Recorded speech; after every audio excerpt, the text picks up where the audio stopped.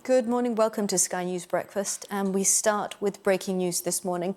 The Nobel Peace Prize laureate and veteran of South Africa's struggle against white minority rule, Archbishop Desmond Tutu, has died at the age of 90. The South African President, Cyril Ramaphosa, has said the passing of Archbishop Emeritus Desmond Tutu is another chapter of bereavement in our nation's farewell to a generation of outstanding South Africans who have bequeathed us a liberated South Africa.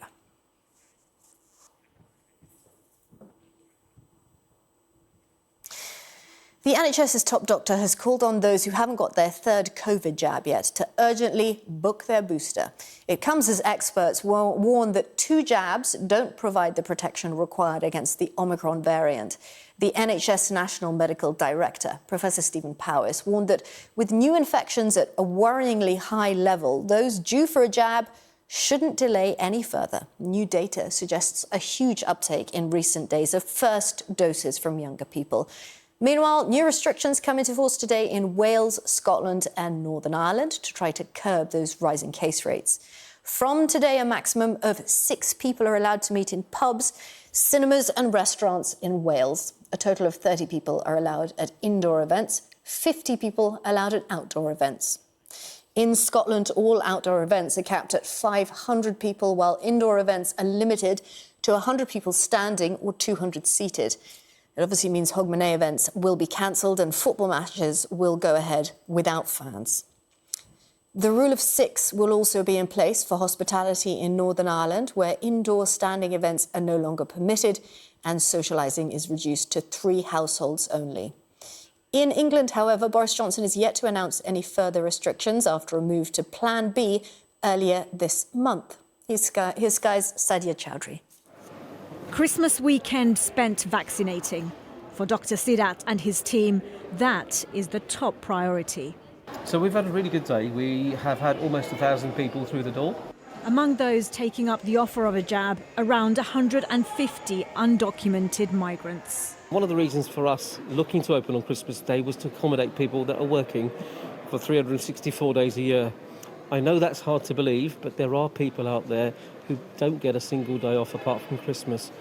We want to make sure that we have the centre that's accessible for them to use to be vaccinated, because it's important for all of us to be vaccinated. Daily COVID cases reached over 100,000 for 3 days in a row. But there are still more than 1 million appointments available on the NHS booking system between now and New Year's Day. New data suggests a huge uptake in recent days of first doses from younger people. In England, an 85% increase among those aged 18 to 24 and 71% for those between 25 and 30. Christmas Day jabs were, however, only available in England, with vaccination centres remaining closed across Scotland, Northern Ireland and Wales. And they'll remain closed in Wales throughout Boxing Day. There are, however, other measures there to control the outbreak. From today in Wales, sports events can only go ahead without fans. And from tomorrow, nightclubs are closed and businesses must bring back 2-metre social distancing. In Scotland, attendance will be limited at large events. And in Northern Ireland, new social distancing measures and a ban on indoor dancing. Yesterday, the Prime Minister and his family included a video call to NHS workers as part of their festivities at home. Tomorrow, it's back to business, the first opportunity for ministers to consider whether Plan B measures need to change. Boris Johnson has already indicated he won't hesitate to act if he has to in the coming days. Sadia Chowdhury, Sky News. Well, let's have a quick look at the COVID situation across Europe now. Indoor venues, including cinemas, theatres and concert halls, will have to close their doors in Belgium today as fresh COVID restrictions come into force there. Outdoor Christmas markets can stay open, but with restrictions on capacity. Data shows the Omicron variant makes up 30% of new cases in the country. Portugal, meanwhile, well, bars and nightclubs there have officially shut their doors. People have also been mandated to work from home until the 9th of January. It comes despite Portugal's high vaccination rate. About 86% of its population is fully vaccinated. And people visiting Austria from the UK will be required to quarantine for 10 days from this weekend unless they've received 3 vaccine doses and have evidence of a recent negative PCR test. Investigations are underway after an armed man was arrested at Windsor Castle just hours before Prince Charles and Camilla joined the Queen for Christmas. Thames Valley Police say the 19-year-old, who is still in custody, didn't enter any buildings and was found moments after entering the grounds. The security alert was revealed shortly after the broadcast of the Queen's Christmas message. In it, Her Majesty shared a personal tribute to her late husband, Prince Philip, saying he had a mischievous, inquiring twinkle as bright at the end as when they met. Here's our royal correspondent, Rhiannon Mills, now from Windsor. With the Queen in residence, security is always tight. But at 8:30 on Christmas morning, an intruder was spotted in the castle grounds. Extra officers called in say they quickly arrested a man. It's not clear exactly where. A 19-year-old from Southampton, questioned on suspicion of trespass and possessing an offensive weapon. The police say members of the royal family were informed, but with the monarch at Windsor, any security breach is a concern. This was already a significant Christmas, her first without the Duke of Edinburgh. The Queen, in her message, remembering her beloved husband. His sense of service, intellectual curiosity, and capacity to squeeze fun out of any situation were all irrepressible. That mischievous, inquiring twinkle was as bright at the end as when I first set eyes on him. But life, of course, consists of final partings as well as first meetings. And as much as I and my family miss him, I know he would want us to enjoy Christmas. The tribute came not just in the words, but also other touches. The princess's sapphire and diamond clasp matched her earrings. The Queen wearing the same brooch she wore on her honeymoon and when they posed again for their diamond wedding anniversary. Her most famous speech about the Duke was also shown.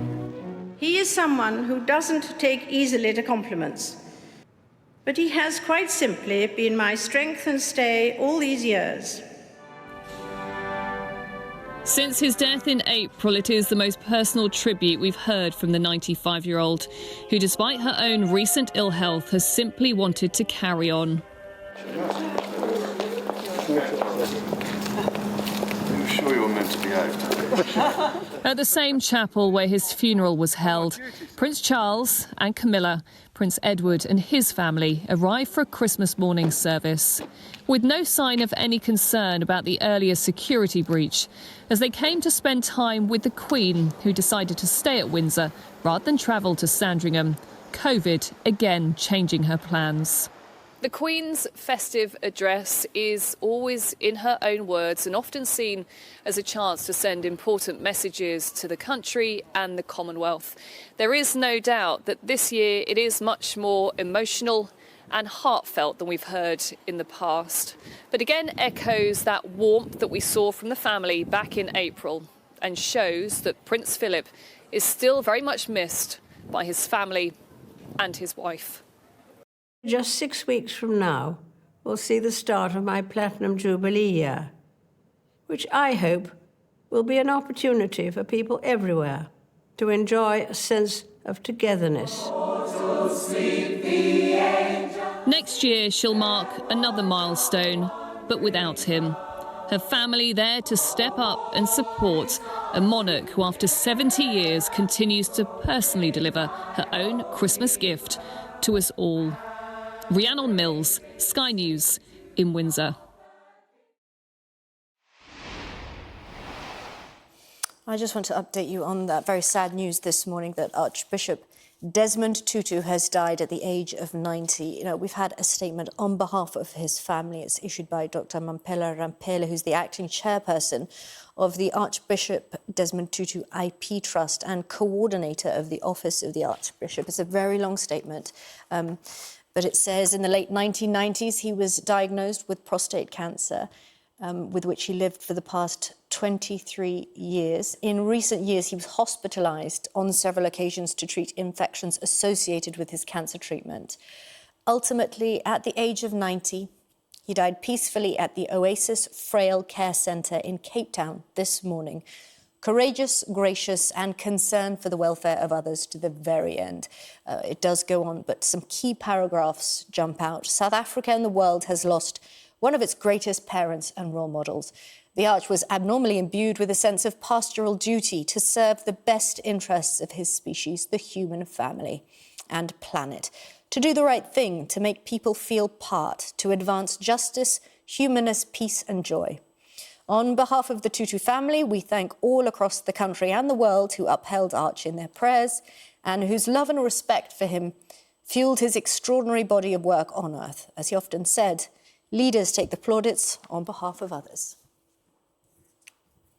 So that is a statement from, well, on behalf of Archbishop Desmond Tutu's family, who died peacefully at the age of 90 in Cape Town this morning.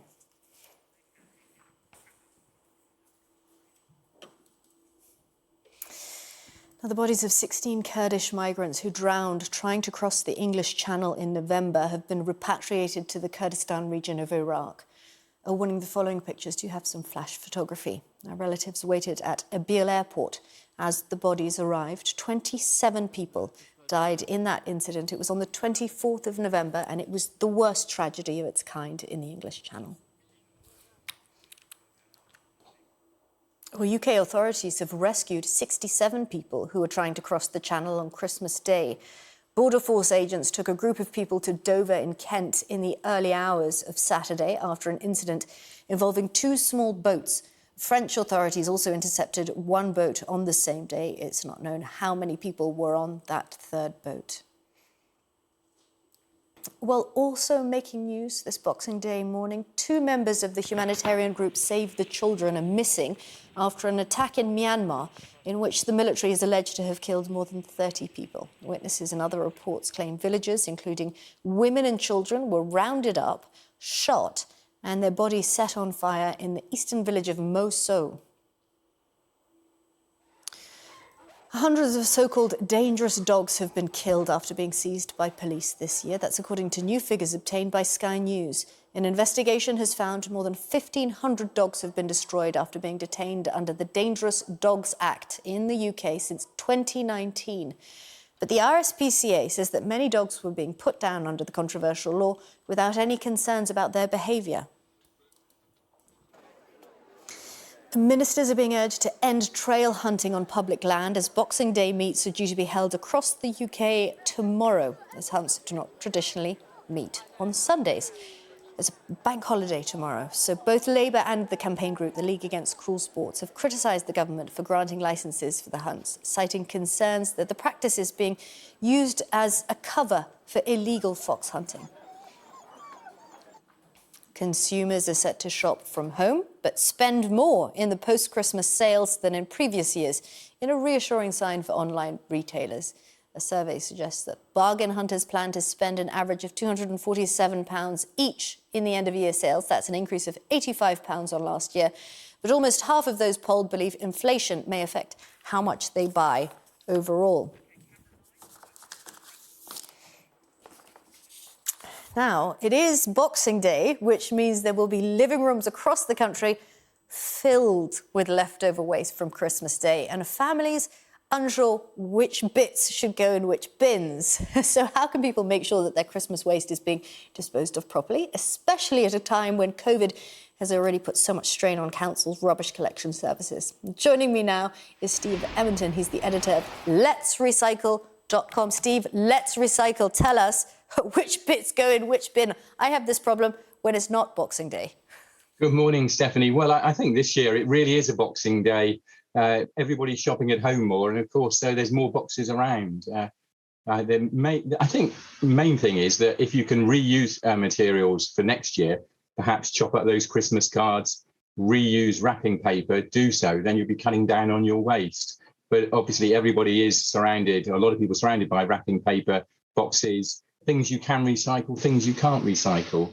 And I think this year is a COVID year, and local authorities, your council, would probably appreciate it if you could hang on to some of your recycling maybe for a few days longer before rushing down the tip or the recycling centre. There's always a big surge immediately after Christmas. The things, everything can be recycled. I've got a few props here, Kimberley, if you'd like me to go through some of those. Talk us through it, please. Let's go. Well, I'm embarrassed to say we did have some shiny wrapping paper. You can probably see this. And one of the tests for wrapping paper is if you can scrunch it, it can be recycled. But as you can see, this wrapping paper is not scrunchable. It just reopens as a big sheet. So it's made of foil. Why is that? Is it because of what's in it, obviously? What is the key thing that can't be recycled in that? Well, the key thing is foil. It's like bits of metal, really, in the foil. And when they make cardboard on huge rollers at cardboard paper mills, the metal foil sticks to the new product. It's a bit like making scrambled egg. And when you get bits of the eggshell in the scrambled egg, it just isn't very nice, isn't workable. So if you recycle this foil paper with cardboard material to make new cardboard, it messes up the new cardboard process. So the message is foil paper, crinkly paper, put it in your bin. Of course, if you've got traditional wrapping paper, and I have some here, and it squashes up into a nice ball, then that's perfect. Put that in the paper bin for recycling, or take it down your recycling site and put it in with cardboard. It's good for recycling. I've got a Christmas no-no here. I'll try and cover up the brand as best I can. But this is an advent calendar. Many people have had one of those. And it says this is recyclable. But of course, the carton is recyclable. It's made of cardboard.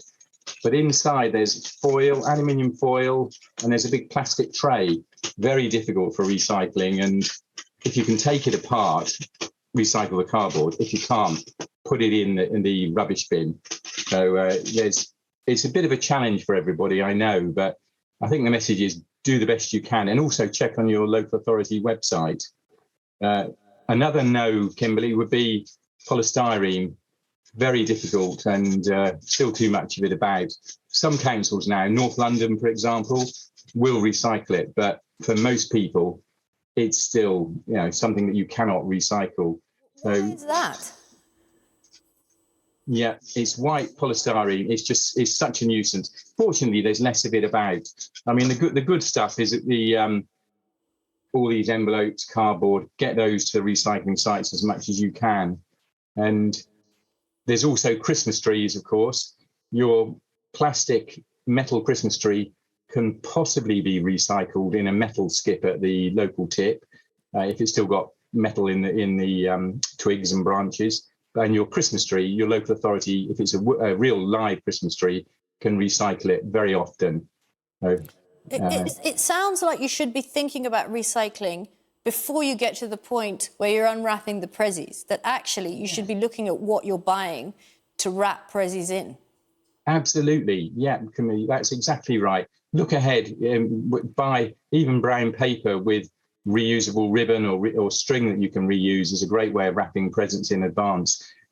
Retailers, to give them their due, have done a good job this year of reducing the amount of plastic wrapping paper that's around. There's much less glitter around too. When you have a packet of glitter, it goes all over your hands and it's really hard stuff. You have it on your hands for a week or two, or it goes around the house. And glitter is another problem for recycling. But the retailers have done a brilliant job, and there's far fewer Christmas cards now with glitter and less products with glitter. But you're absolutely right. Think in advance.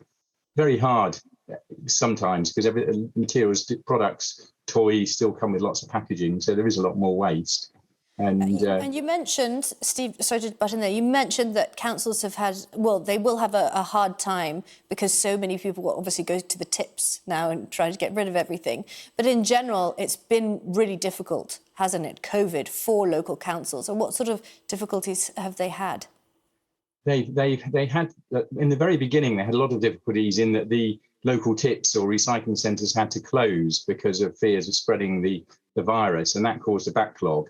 Since about the summer last year, June last year, they reopened, or this year, sorry, they reopened, and they've been running fairly smoothly. A lot of them have introduced booking systems where you have to log online and go at a particular time. That's helped.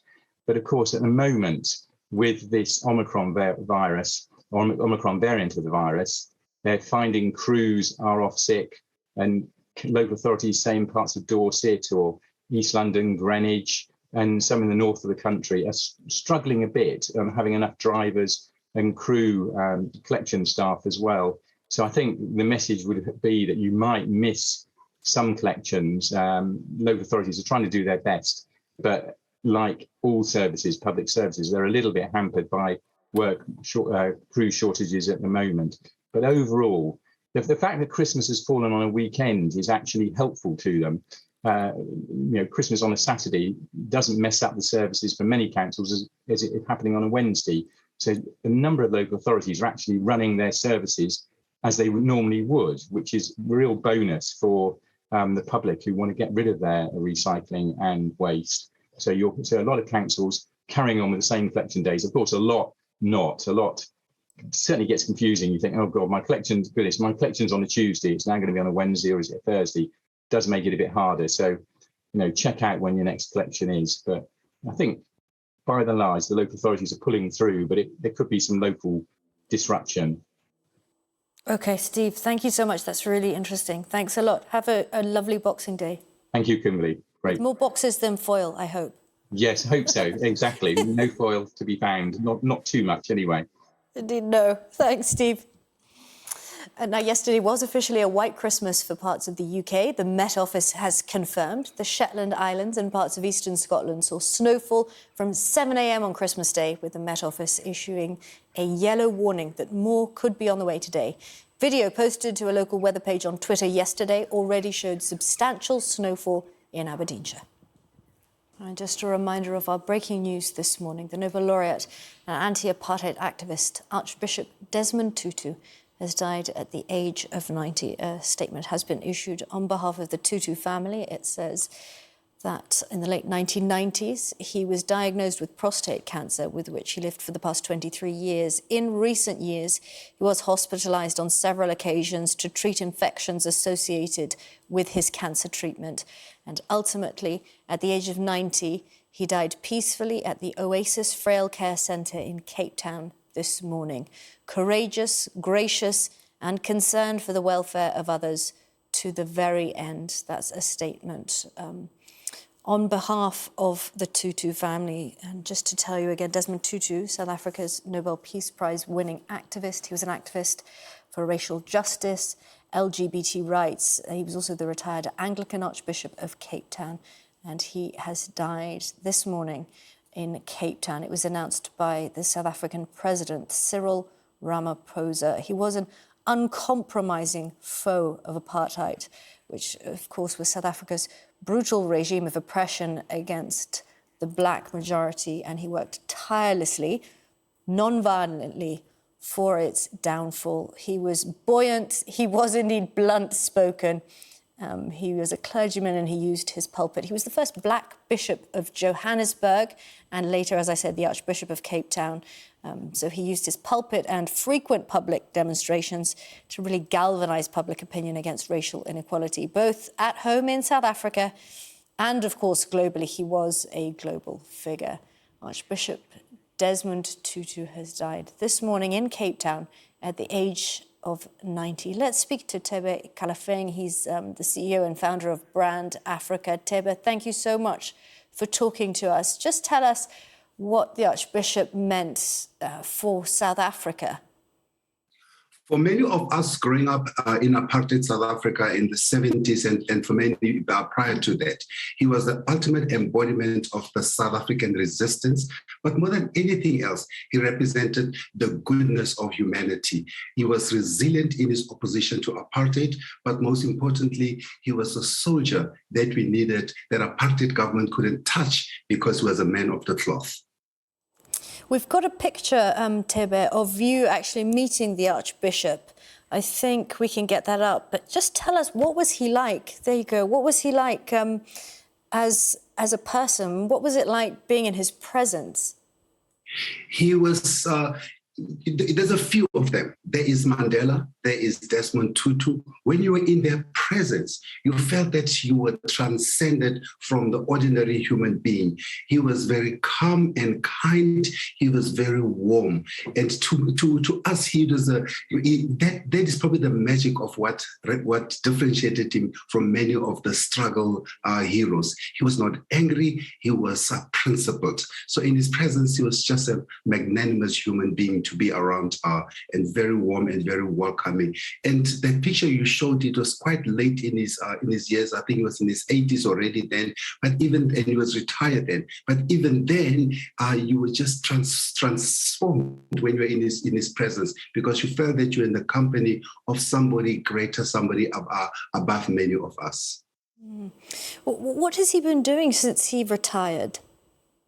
Well, he's been retired for many, many years now, and I think he spent a lot of time with his beloved wife, Leah, and he tried to, as much as possible, to stay away from the everyday fray of South Africa, because as you perhaps know very well, that he was not well from with cancer, so he needed time to rest. This is a man who had dedicated his life's work, his lifetime to the struggle. He was out in the streets. He was representing the world. But I think what was so important about him as well is that even post his retirement, when something went against what South Africa represented or should have represented, whether it is having to criticize a ruling party of which he was a great supporter, he would come out even during his retirement to make a statement against it. When something that is the embodiment of who we are was being contradicted, he would come out of retirement to ensure that we remember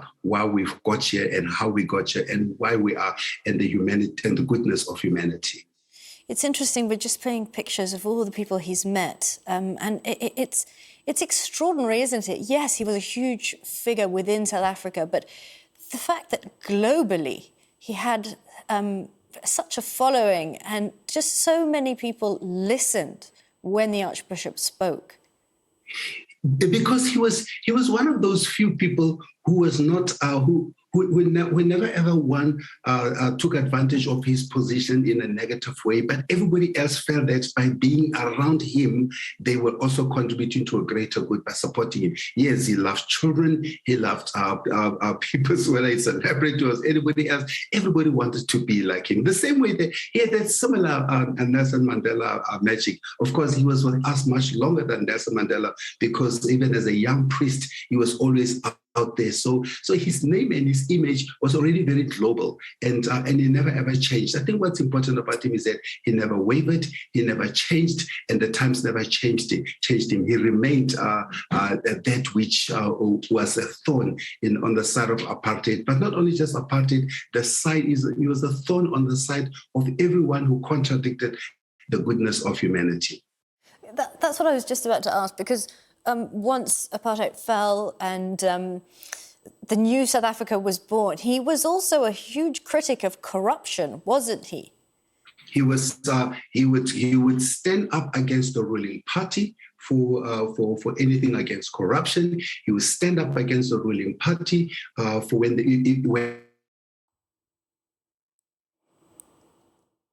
for which he fought against. Okay, Tebe, thank you so much. Thanks a lot for talking to us. Where exactly in South Africa are you, actually? Well, right now I'm in Lagos. I just landed in Lagos. So I'm not even in South Africa. Tebe, he was a Pan-African, so I think it's fitting. Oh, there you are, Tebe. Thank you so much for talking to us on a very sad day, not only for South Africa, but for the world. Indeed, I appreciate you, and may his soul rest in peace. He's a good man who showed that how good humanity can be and how principled one should be when you're fighting for a good cause. He has fought a good race. Indeed. Tebe, thank you.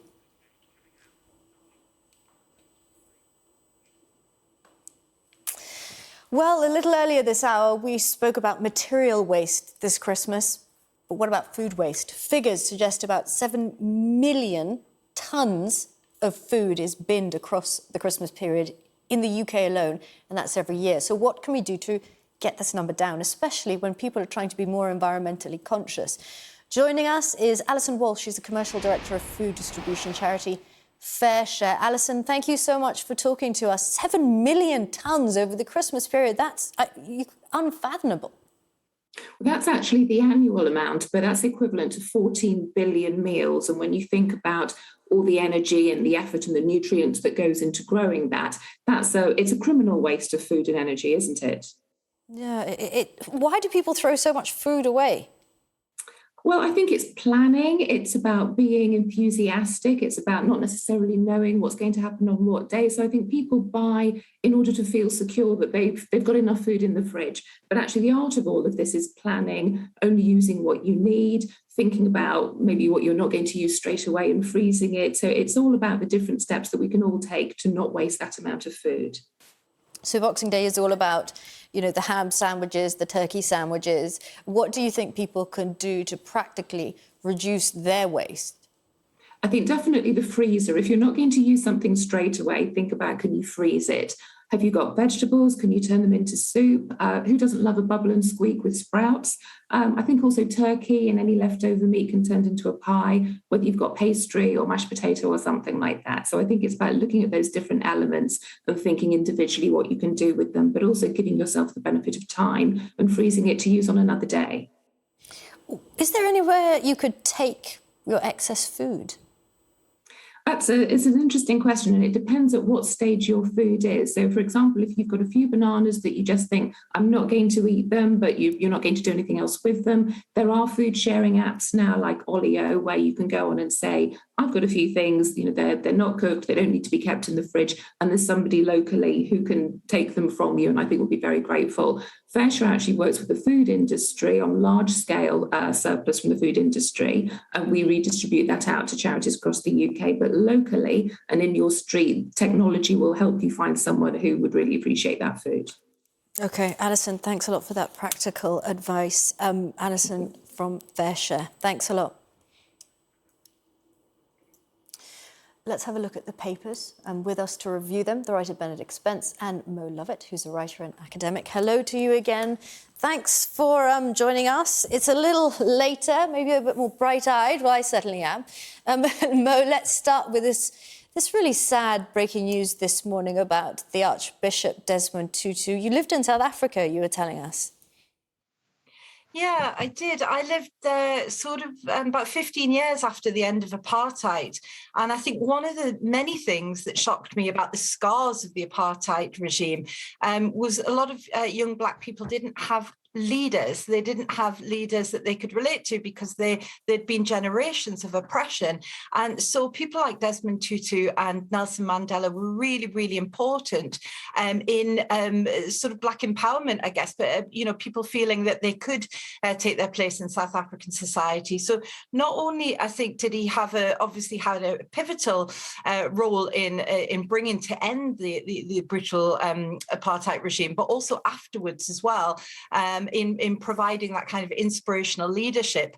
And of course, after it was often described as a bloodless revolution, but of course that's not true. There were many kind of repercussions afterwards. And I think Desmond Tutu and Nelson Mandela were very instrumental in making sure that any tensions were quelled as quickly as possible. They offered inspirational leadership in that sense. And, you already mentioned he was the first Black bishop of Johannesburg, the first Black Archbishop of Cape Town, but also he presided over the Truth and Reconciliation Commission, which, I know South Africans who are very cynical about that, and I know UK people who are very cynical about that, but actually looking at it from a kind of longer lens, that issue of kind of bringing people together, not holding on to the past, not holding on to the scars of the past, but dealing with the scars and kind of moving on together in a multiracial society, I think was very important. So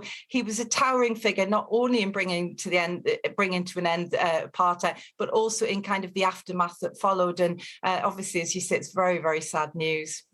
It is, isn't it? I mean, he was 90, he lived such a full life, but a sad time and a time for reflection, I think, not only for South Africa, but globally.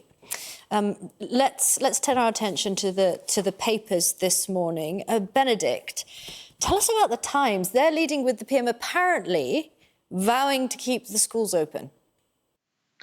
Yeah, so this is going back, isn't it, to the coronavirus, to Omicron, and the threat of restrictions hanging over us.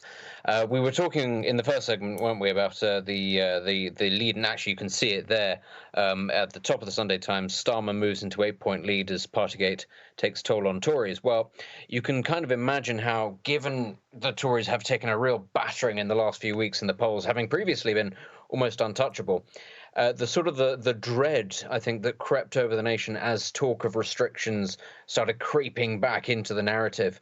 That's not something that Boris Johnson, ever the populist, ever the man who wants to be beloved and liked by everybody, would want to read. Now, I think it's fair to say, actually, one of the most controversial aspects of previous iterations of lockdown and restrictions has been the government's attitude towards education, and the reality is that that's going to have a very long-term knock-on effect on effectively a generation of people. Having their learning interrupted, having exams done off the hip, so to speak.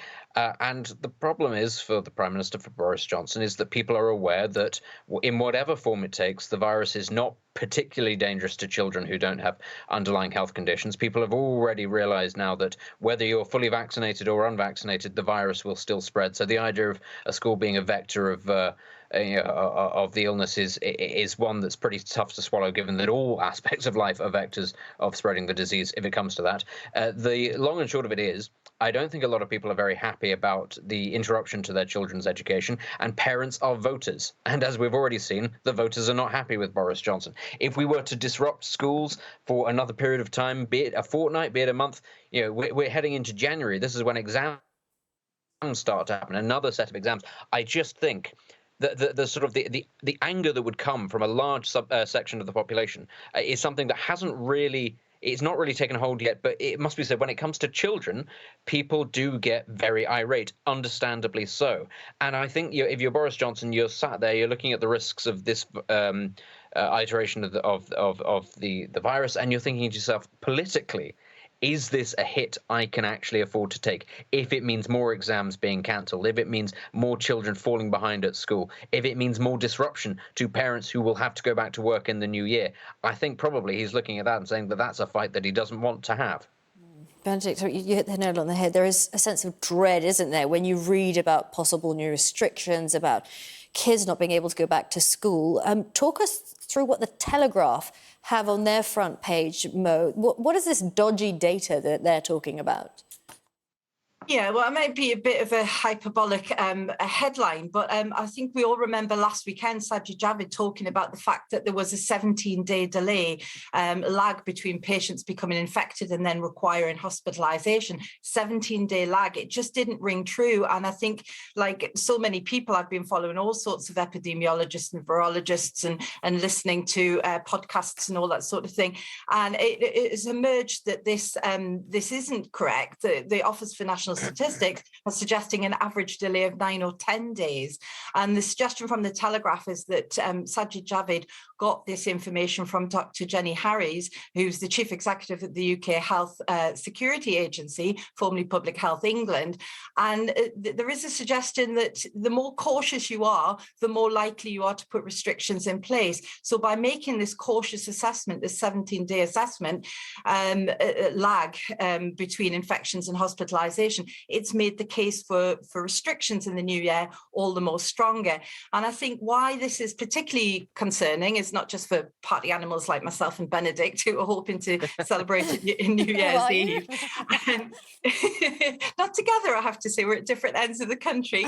But, I think people, like you say, people are kind of dreading more kind of restrictions. It's not just, about parties at New Year's Eve. It is about schools being able to function normally. It is about the fact that this has had a devastating impact on lives and livelihood, delayed cancer treatments, all the rest of it. I think there is a sense, I don't think Partygate can be seen in isolation. I think it has to be seen at a time where people are very wearying. I mean, like most people, at the beginning of the pandemic, you accept that there has to be certain restrictions. But now when we see Omicron, as the Telegraph is reporting, is between 50 and 70% less likely to cause severe illness, coronavirus, then I do think the government will be much more reticent to impose restrictions. And we need to be a lot more thorough about this data and this modelling that we're using as the basis for such a widespread impact on our lives. I do want to talk about the Queen and her Christmas message yesterday. Benedict, a lot of papers leading with that. Yeah, I mean, it's perhaps understandable why so many papers would lead with it, even amid everything else that's going on, because it was a particularly poignant message coming in the year, of course, that her husband, Prince Philip, so sadly passed away. And I think it was, one of the things that you can say, I think, about the monarchy, certainly in the Queen's later years, is how much I think so many people have come to identify is perhaps the wrong word, but to sort of empathize with her and how much they feel that she might empathize with them. And I think, given the modernizing place that the monarchy holds in the nation, I do think that that's a very key thing. It was very touching because, of course, it also touched on her faith, sort of the traditional aspects. It wasn't what you might call a modern broadcast in any sort of sense, but it was one that actually, I think, spoke to an awful lot of people. Hundreds of thousands of people have died and have therefore lost loved ones over the course of the last 2 years, none more so and in no more public a way than the Queen. And so I think it really struck a chord with a lot of people who have been through similar situations, especially, of course, we all remember the images of the Queen being made to sit by herself during her husband's funeral service with the mask. Lots of people have experienced the quite harrowing nature of having to go to a funeral, having to go through the process of losing a loved one with all of the COVID restrictions in place. And I think really, there's been no more touching a Christmas message from Her Majesty than the one we saw yesterday. So, as I say, in no way, shape or form is it surprising that so many papers have chosen to lead on it, because I think so many people will have actually found it a very personal. We heard, didn't we, that the Queen had made it her most personal Christmas message, and I think a lot of people will have felt it personally applied to them in some way. Yeah, absolutely. It was very touching. Okay, Mo, Benedict, thanks a lot. We'll see you next hour. And if you're just joining us, a reminder of our breaking news this morning, and that is Archbishop Desmond Tutu has died at the age of 90. He passed away peacefully in Cape Town this morning. The Nelson Mandela Foundation have issued a statement saying that the loss of Archbishop Desmond Tutu is immeasurable. He was larger than life, and for so many in South Africa and around the world, his life has been a blessing. His contributions to struggles against injustice, locally and globally, are matched only by the depth of his thinking about the making of liberty futures for human societies.